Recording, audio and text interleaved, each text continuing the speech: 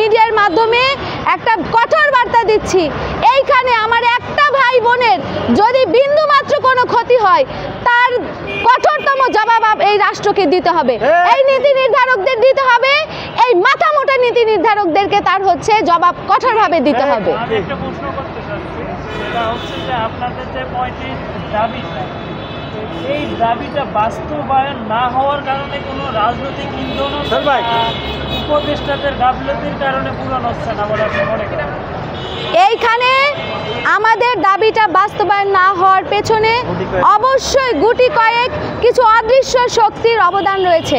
আপনারা জানেন যে গণ অভ্যুত্থান পরবর্তী সময়ে একজন ছাত্র সমন্বয়ক যখন সুপারিশ কমিশনের সুপারিশ এর ব্রিফিং হলো যে নারীদের ক্ষেত্রে 37 এবং পুরুষের ক্ষেত্রে 35 সুপারিশ করেছে, সেই সুপারিশের বিপক্ষে যখন একটা পোস্ট হয় যে 32ই বর্তমান সময়ের প্রেক্ষাপটে যুক্তিযোগ্য, কোন যুক্তির ভিত্তিতে, কোন গবেষণার ভিত্তিতে তিনি বলেন যে তিনি কি নিজেকে বাংলাদেশে পরিসংখ্যান ব্যুরো মনে করেন? কোন গবেষণা সংস্থা তিনি কিসের ভিত্তিতে বলেন যে 32 যুক্তিযুক্ত? আজও পর্যন্ত 32 যুক্তিযুক্তের আমরা কোনো সিদ্ধান্ত কোনো যুক্তি দেখতে পাই নাই। সমস্ত যুক্তি ছিল 35-এর, তাহলে কিভাবে 32 হয়?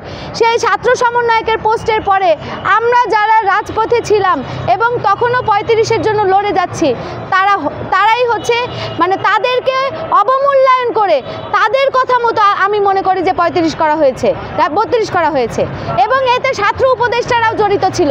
আমরা এটা হচ্ছে শিওরভাবে বলতে পারি যে এতে ছাত্র উপদেষ্টারাও জড়িত ছিল। কেন আমাদের সাথে তারা বসতে চায় না? কেন আমাদের সাথে তারা কথা বলতে চায় না? কারণ তাদের কথা বলার মতো মুখ নেই, তাদের উত্তর দেওয়ার জায়গা নেই। আমরা দেখুন আমাদের যারা 35